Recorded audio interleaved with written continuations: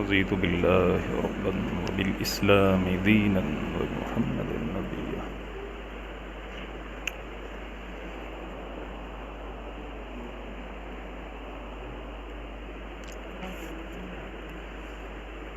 السلام عليكم ورحمة الله وبركاته.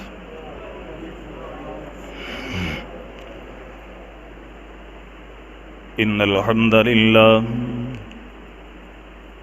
الحمد لله نحمده ونستعينه ونستغفره ونعوذ بالله من شرور أنفسنا ومن سيئات أعمالنا.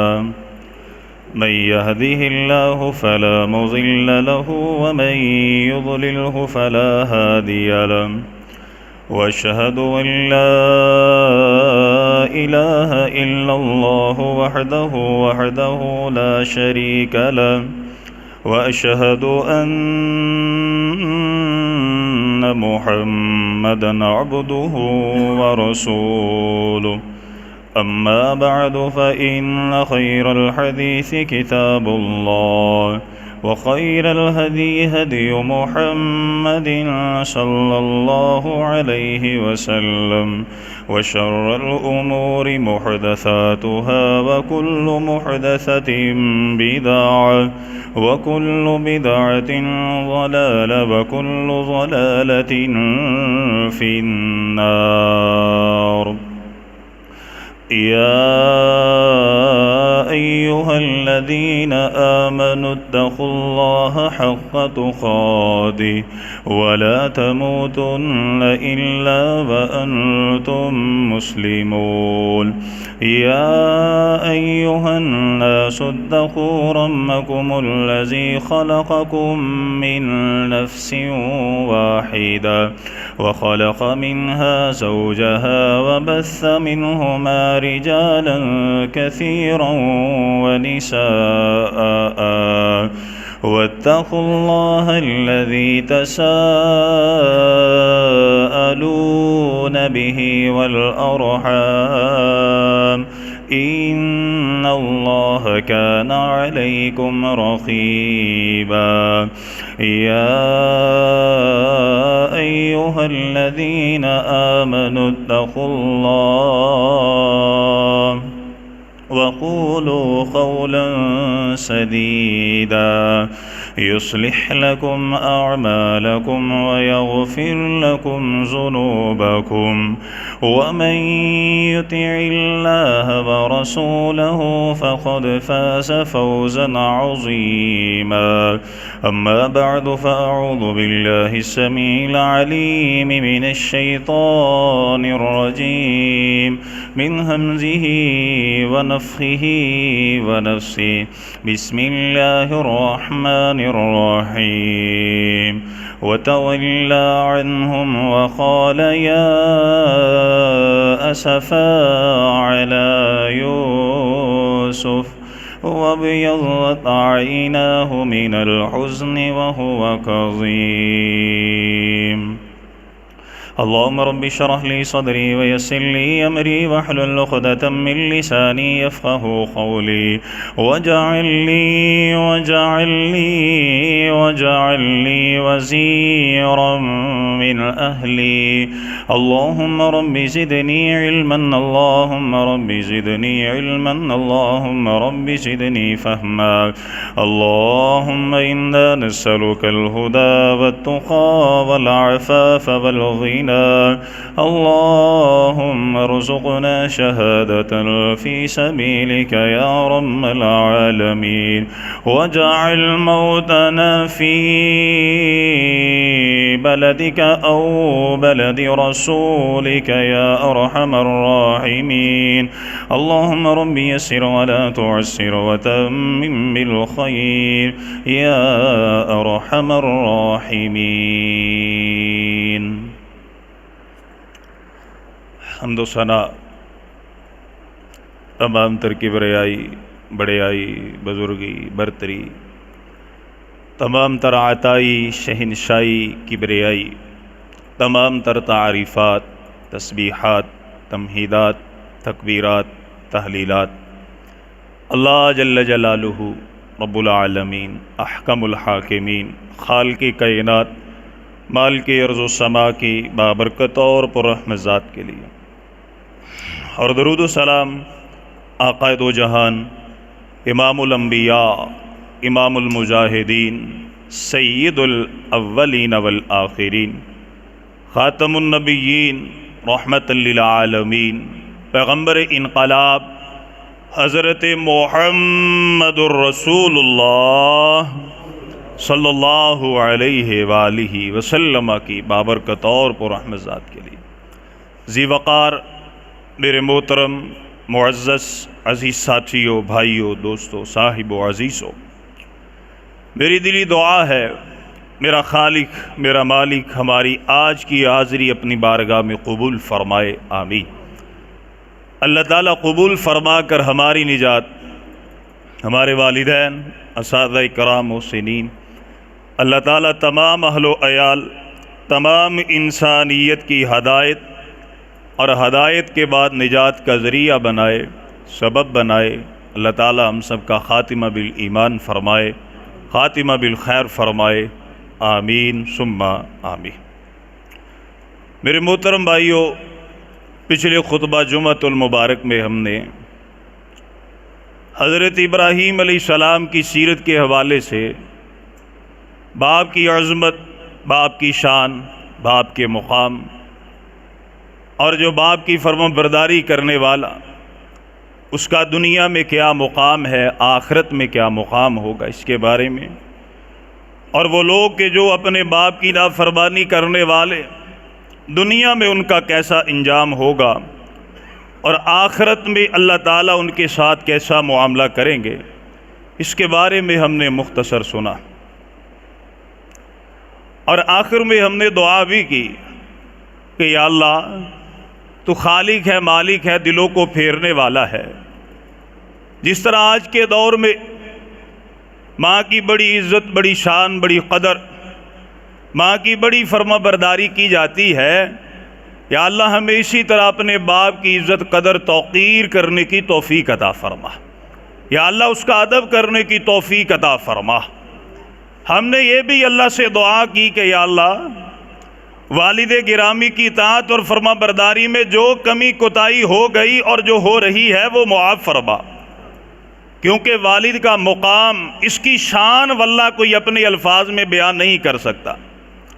یہ میں خطابت کے جوش میں بات نہیں کر رہا، واللہ اس جمعے کے علاوہ اگر میں 4 مزید جمعے بھی پڑھاؤں تو والد کی شان بیان ہو سکتی نہیں۔ یہ صرف ایسے نہیں کہ لفاظی ہے کہ میں مطمئن کرنے کے لیے، حقیقت یہ ہے کہ باپ کا مقام اور عظمت قرآن اور حدیث میں اتنی بیان کی گئی ہے کہ کوئی بھی عالم دین اور کوئی خطیب اسے اپنے الفاظ میں بیان نہیں کر سکتا۔ لیکن افسوس اس بات کا ہے کہ ہمارے خطباء عدل اور انصاف سے کام نہیں لیتے۔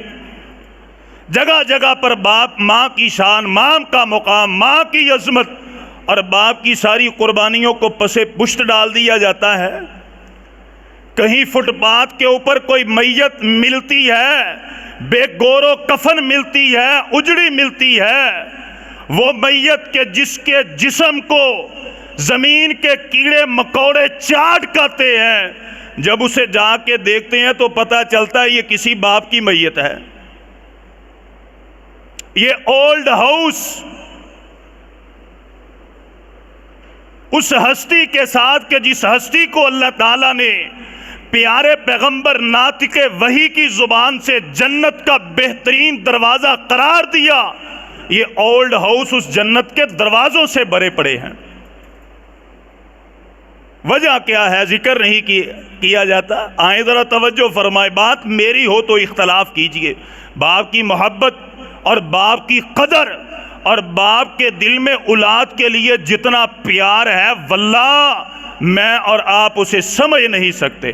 آئیں قرآن کی زبان میں سمجھتے ہیں۔ سورہ یوسف علیہ السلام ہے، آیت نمبر 84 ہے۔ جب حضرت یوسف علیہ السلام کو بھائیوں نے کنویں میں پھینک دیا، बिन्यामीन को भी छोड़ करके आ गए। हजरत याकूब अलैहिस्सलाम कहते हैं जाओ बेटा मेरे बेटे यूसुफ का पता करके आओ, ढूंढ के आओ।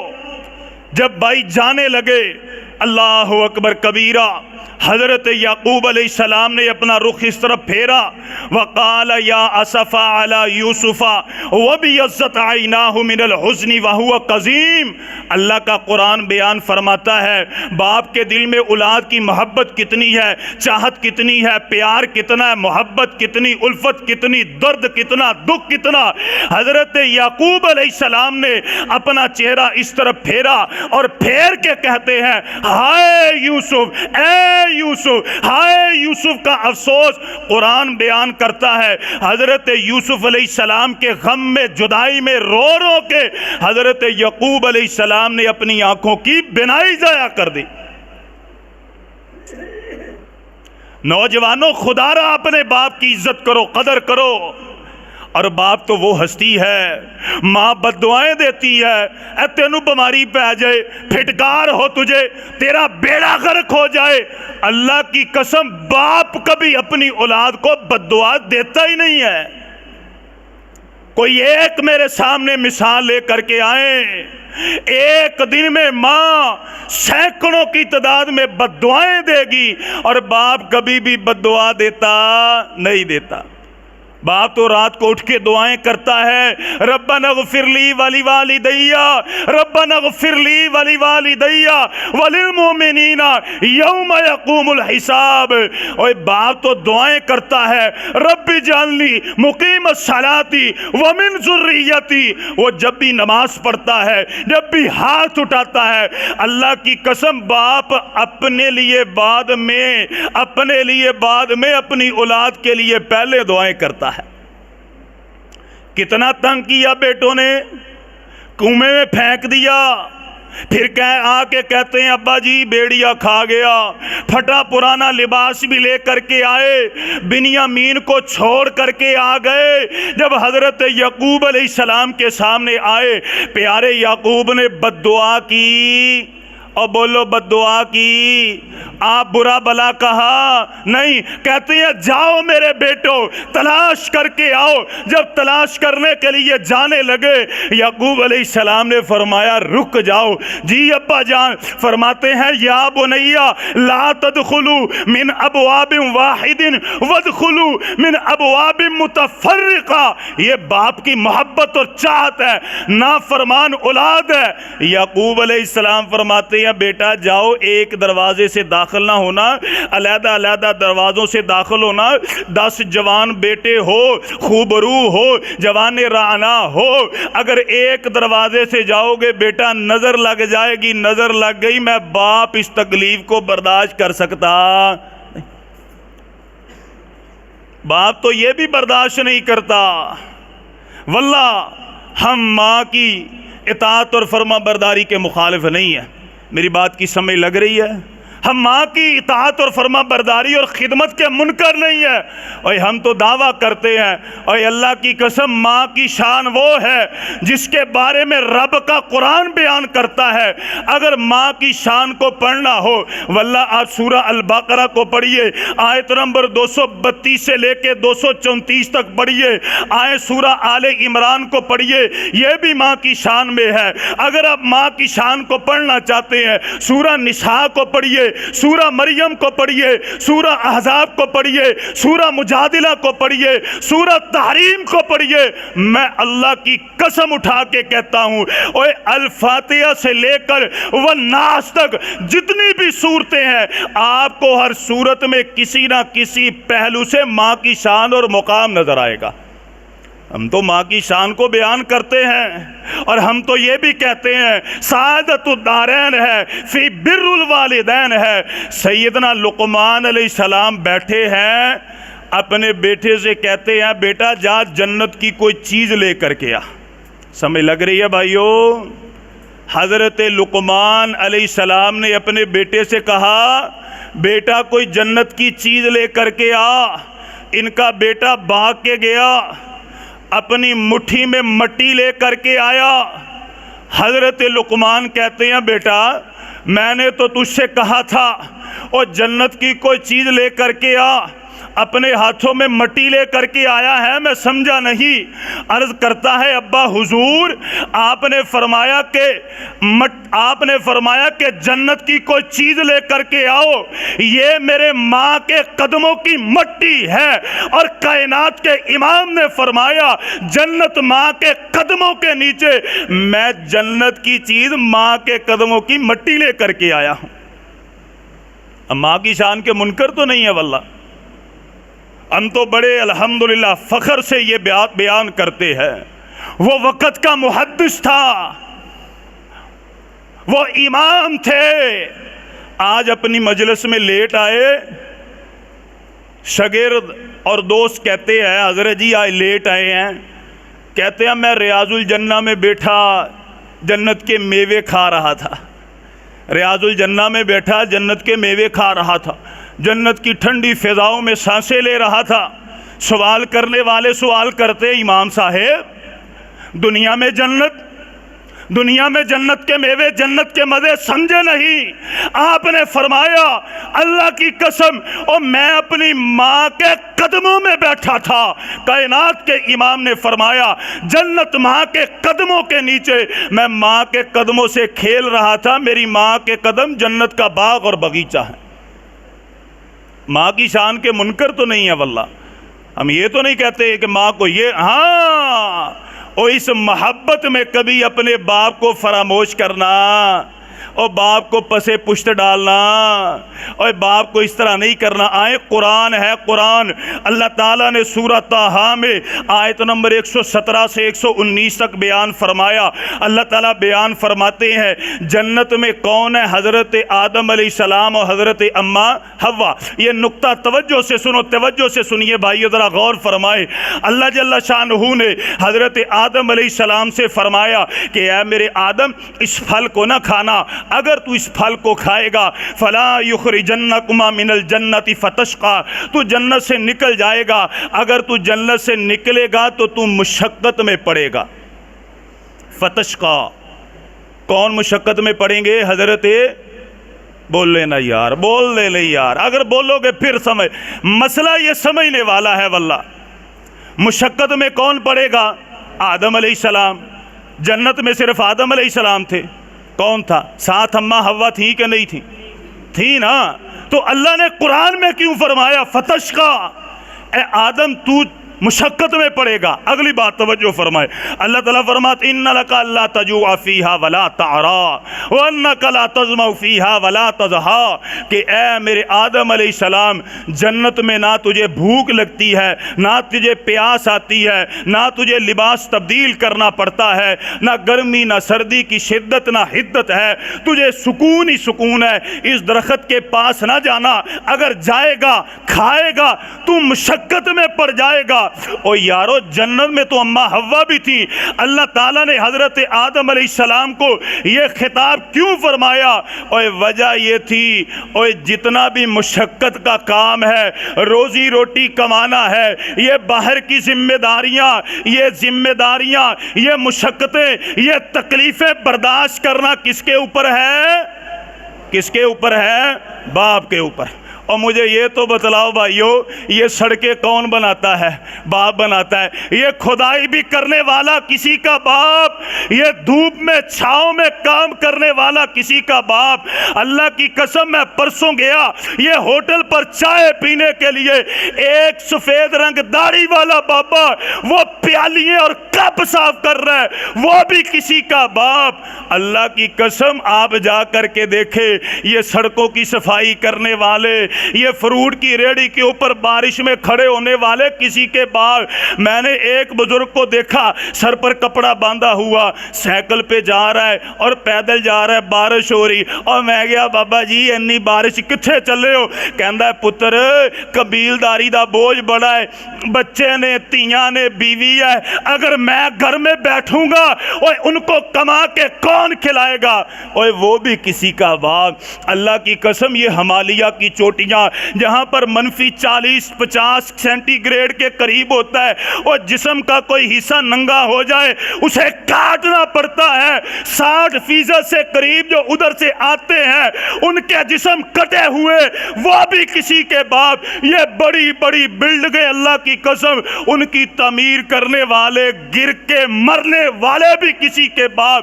یہ چوٹیوں کے اوپر اور یہ برج خلیفہ بڑی بڑی عمارتیں اور ان کے شیشے صاف کرنے والے 200 منزل نیچے دیکھو، موت یاد آتی وہ بھی کسی کے باپ۔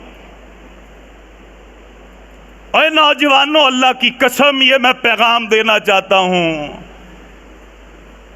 جس طرح بندہ کام سے تھکا ہوا ہے سب سے پہلے اپنی ماں کو ملتا ہے، اماں کی حال ہے، دن اچھا گزرا، کوئی پریشانی تو نہیں آئی، بجلی نے بڑا تنگ کیا ہوگا۔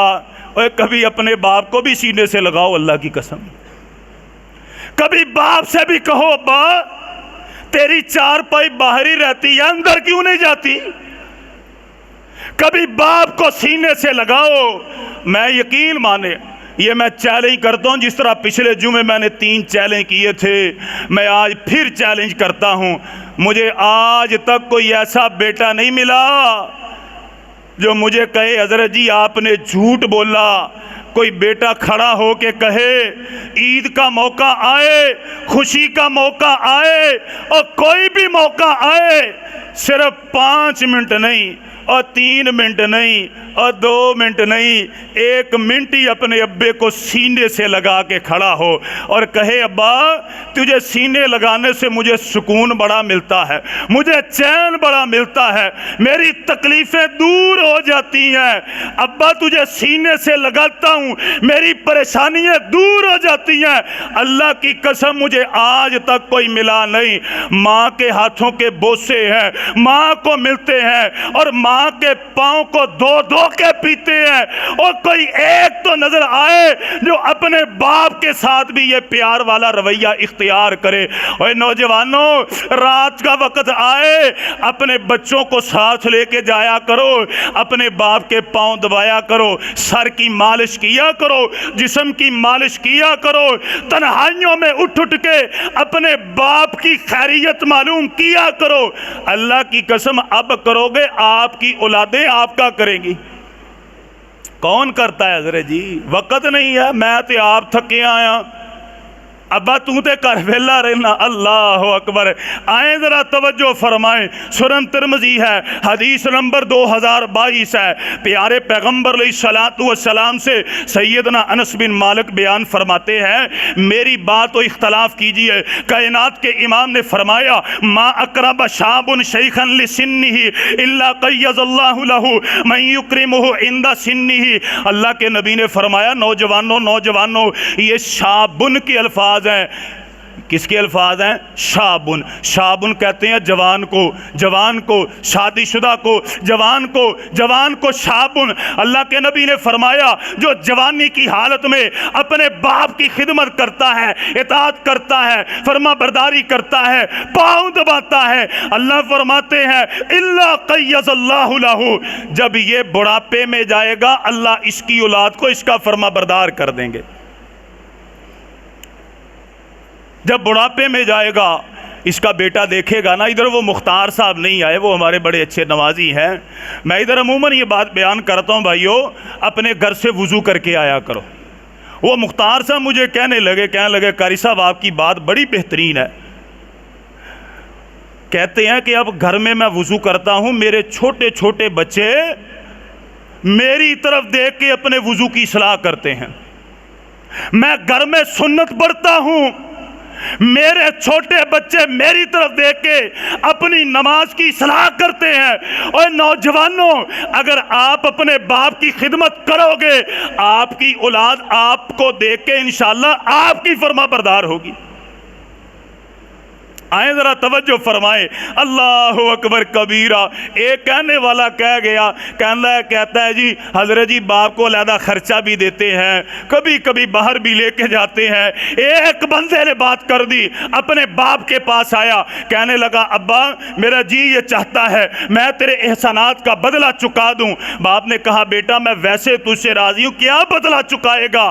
کہنے لگا نہیں ابا میرا جی چاہتا ہے۔ اللہ کی قسم کوئی باپ کے احسانوں کا بدلہ چکا نہیں سکتا، جتنی مرضی محنت کر لے۔ بیٹا بضد ہو گیا، باپ کہنے لگا بیٹا جی یہ چاہتا ہے کہ میں نا سیب کھاؤں۔ کیا کھاؤں؟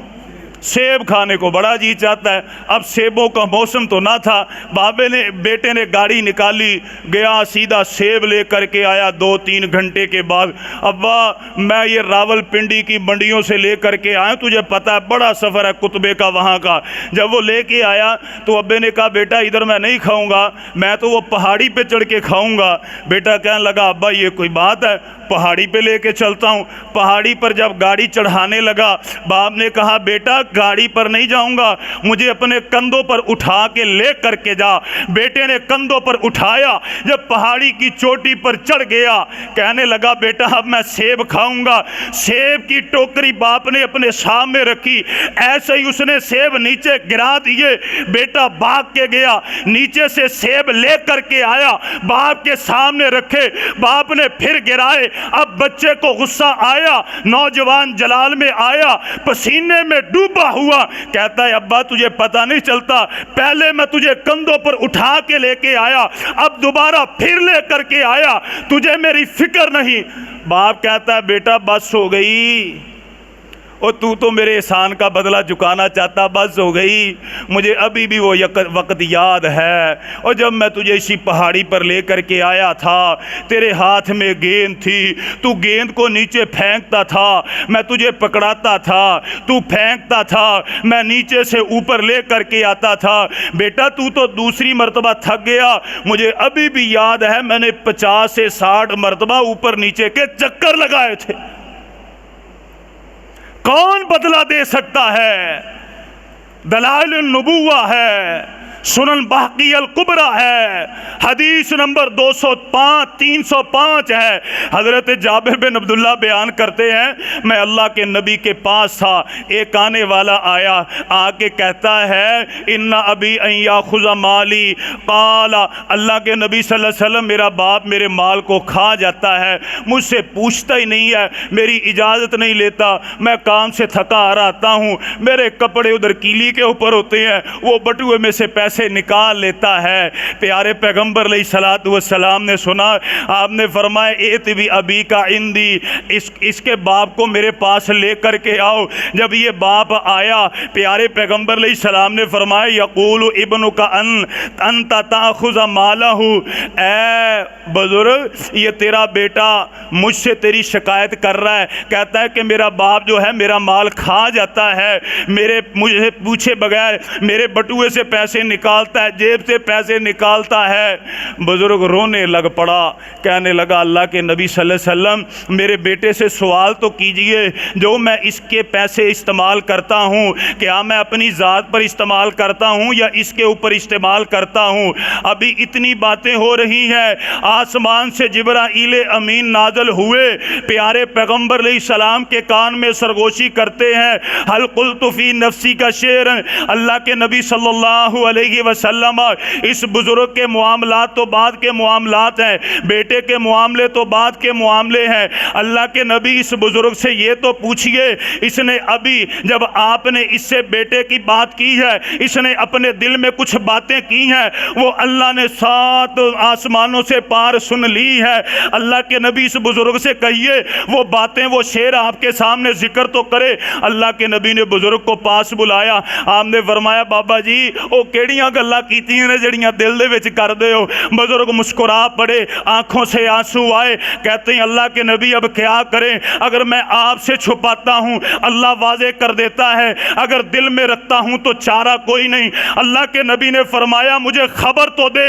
اب بزرگ وہ کہتا ہے اللہ کے نبی یہ چھوٹا سا تھا، یہ میرے سینے پر کھیلا کرتا، میں اپنے کندھوں پر اٹھا کر اس کو مدینے کی گلیوں کے چکر لگایا کرتا، اللہ کے نبی مجھے بھوک لگا دیا کرتی, کھانے کے لیے میرے پاس کچھ ہوا کرتا, میں اپنے بیٹے کو دیا کرتا, عید کا موقع آیا کرتا, خوشی کا موقع آیا کرتا, میں اپنے کپڑوں کا خیال نہ کرتا, اپنی اولاد کے کپڑوں کا خیال کیا کرتا. اللہ کے نبی ابھی یہ میرے ہاتھوں میں تھا, میں نے بڑے سپنے اپنی آنکھوں میں سمائے, جب یہ جوان ہوگا یہ اسی طرح میری خدمت کرے گا, اسی طرح مجھ پر خرچ کرے گا. لیکن یا رسول اللہ عجیب معاملہ آ گیا, اگر یہ جوان ہوا, کمانے کے قابل ہوا, آج یہ آپ کے سامنے کھڑا ہو کے میری شکایتیں کر رہا ہے.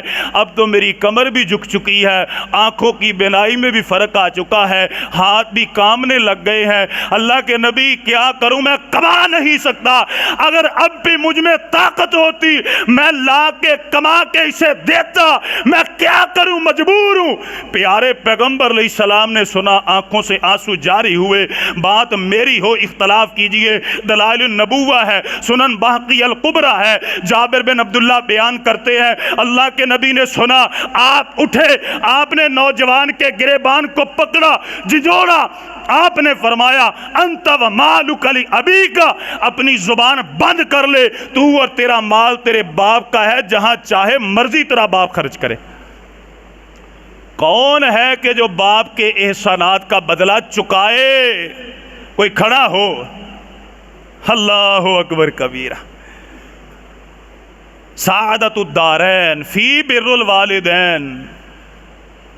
باپ بوڑھا ہو گیا, 4 بیٹے گھر میں ہیں, سب سے چھوٹا بیٹا بھائیوں کے پاس آیا, کہنے لگا ابا چارپائی سے لگ گیا, فالج کا مریض ہے. اور یہ جو حدیث ہے یہ بھی سنن بہقی الکبریٰ کی حدیث ہے, یہ جو میں آپ کے سامنے ذکر کرنے لگا ہوں. سنن بہقی الکبریٰ حدیث نمبر 7923 ہے. باپ بوڑھا ہو گیا, 4 جوان بیٹے, باپ کی کمر لگ گئی. اب سب سے چھوٹا بیٹا بڑے بھائیوں کے پاس آیا, کہنے لگا یار ابا بیمار ہو گیا, بوڑھا ہو گیا, موت کا وقت قریب ہے, اس طرح کرو آپ ابے کو اپنے پاس رکھو, یہ گھر مجھے دے دو. وہ کہنے لگے بڑا تو سیانا بندہ ہے بھائی, بڑھا باپ سانو دینا ہی تے سارا قراب لے کے چلا جائے گا, ہمیں کتنے نفلوں کا فائدہ. وہ کہنے لگا پھر اس طرح کرو بوڑھا باپ یہ چارپائی سمیت مجھے دے دو, ساری جائیداد گھر بار آپ رکھ لو. وہ تینوں مشورہ کہندے سودا بڑا چنگا یار, ابے تو جان بھی چھوٹ جائے گی, جائیداد بھی مل جائے گی. اس نے اپنی بیوی سے مشورہ کیا, بیوی کہنے لگی جو کہے گا میں کرنے کے لیے تیار ہوں.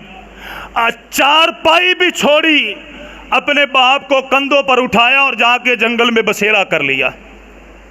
اپنے باپ کی خدمت کرتا ہے, اپنے باپ کی صفائی ستھرائی کرتا ہے, اور باپ اسے دعائیں دیتا ہے کہ یا اللہ میرے بیٹے کی عزت رکھنا, میرے بیٹے کو شان اور مقام عطا فرما.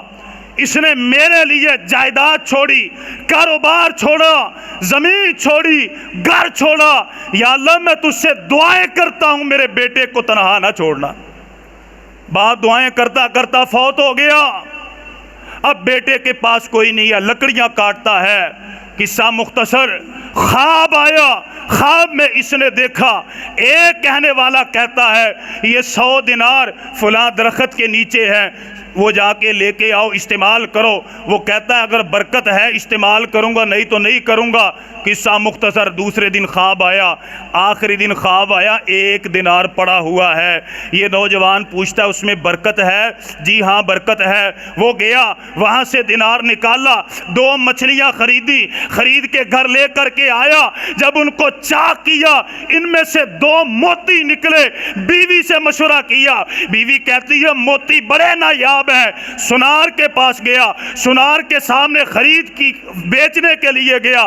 سنار کہتا ہے حضرت جی مجھ میں اتنی طاقت نہیں ہے کہ میں اس کی قیمت ادا کروں, اس کی قیمت بادشاہ ادا کرے گا. بادشاہ کے پاس لے کر کے گیا, شاہی سنار بلائے. اس نے کہا 1 موتی کی قیمت 30,000 سونے کی ٹکیاں ہیں. 1 موتی کی قیمت 30,000 سونے کی ٹکیاں. اس نے موتی دیا, وہ 30,000 کے قریب سونے کی ٹکیاں لے کر کے آیا. بادشاہ کے جو شاہی جو سنار ہیں وہ کہتے ہیں یہ دو موتی جوڑا ہوتے ہیں، دوسرا بھی اسی کے پاس ہوگا، اسے بلایا گیا، دوسرا موتی جب سیل کرنے لگا کہنے لگا پہلے قیمت آپ نے لگائی، اب قیمت میں لگاؤں گا، کیا قیمت ہے؟ وہ کہتا ہے پہلے 30,000، اب میں 60,000 لوں گا پھر یہ دوں گا۔ دلائل النبوہ میں لکھا ہوا ہے اس نے 60,000 سونے کی ٹکیاں لی اور دوسرا موتی بھی دے دیا۔ یہ کس کی خدمت؟ باپ کی۔ اور وہ تو پہلے معاملے، وہ تو نبیوں کے دور کے معاملے، اللہ کی قسم وہ تو نبیوں کے دور کے معاملے۔ آئیں آپ کو اس دور کا میں ایک واقعہ سنا کے بات کو ختم کرتا ہوں۔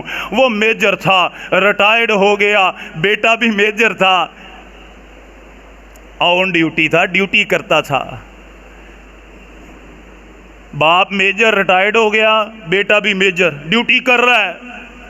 اس کی بہن آئی، جو ریٹائرڈ میجر، اس کی بہن آئی، کہتی ہے بھائی تجھے پتا ہے میری ایک ہی بیٹی ہے اور نبینا ہے، اب میں کیا کروں؟ میرے سر سے خاوند کا سایہ بھی اٹھ گیا، اگر میں مر گئی تو میری بیٹی کا کون سہارا ہوگا؟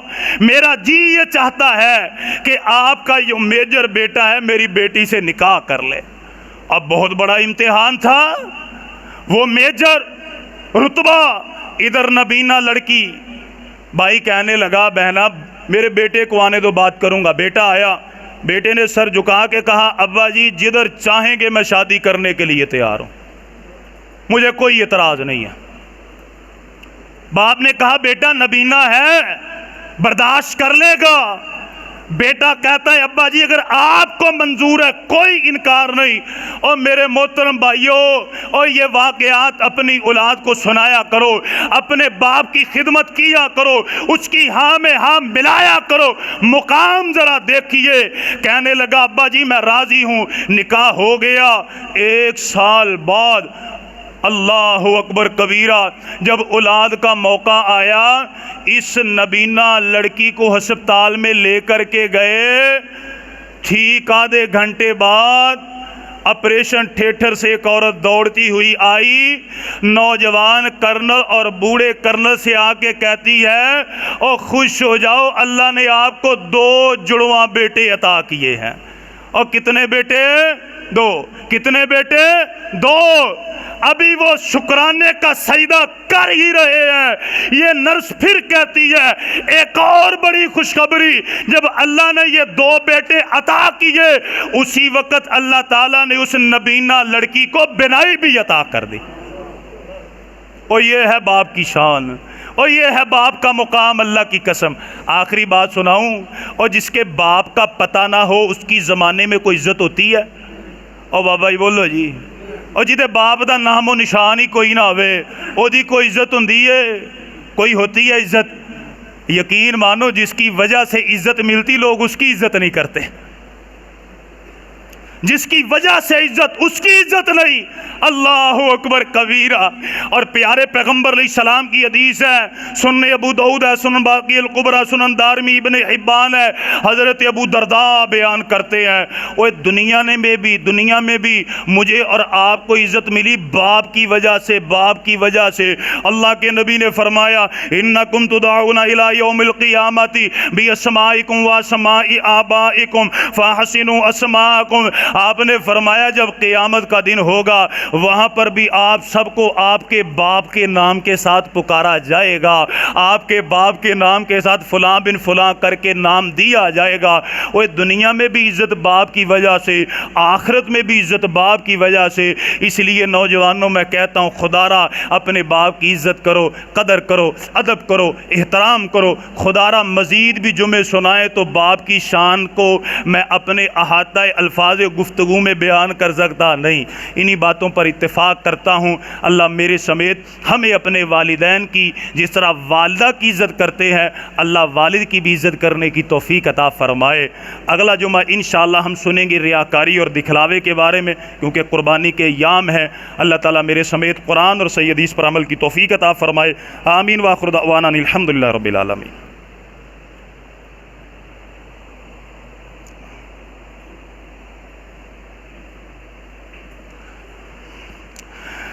الحمد لله رب العالمين. إن الحمد لله نحمده ونستعينه ونستغفره ونعوذ بالله من شرور أنفسنا ومن سيئات أعمالنا. من يهده الله فلا مضل له ومن يضلله فلا هادي له. وأشهد أن لا إله إلا الله وحده لا شريك له. وأشهد أن محمدا عبده ورسول. صرف ایک حدیث ہے میرے بھائیوں، سماعت فرمائیں. اللہ تعالی ہمیں قربانی کرنے کی ہمت، طاقت اور توفیق عطا فرمائے. جیسے تیسے بھی ہو کوشش یہ کیجئے، قربانی لازماً کیجئے، لازمی کیجئے. نہیں کر سکتے تو حصہ ڈالیے، کریے ضرور. اگر اپنا جانور نہیں خرید سکتے، حصہ یعنی قربانی ضرور کیجئے. بندہ قرضہ اٹھا کے بڑے بڑے کام کر لیتا ہے، تو یہ حضرت آدم علیہ السلام سے لے کے جناب محمد الرسول اللہ صلی اللہ علیہ وسلم تک ہر نبی کی سنت ہے، اسے لازمی ادا کرنا چاہیے. اللہ کے نبی صلی اللہ علیہ وسلم نے فرمایا جو استطاعت ہونے کے باوجود قربانی نہیں کرتا فلا یقربن مصلانا، وہ ہماری عیدگاہ کے بھی قریب نہ بٹکے. تو میرے محترم بھائیو، قربانی لازماً کیجئے، لازمی کیجئے، لازمی کیجئے.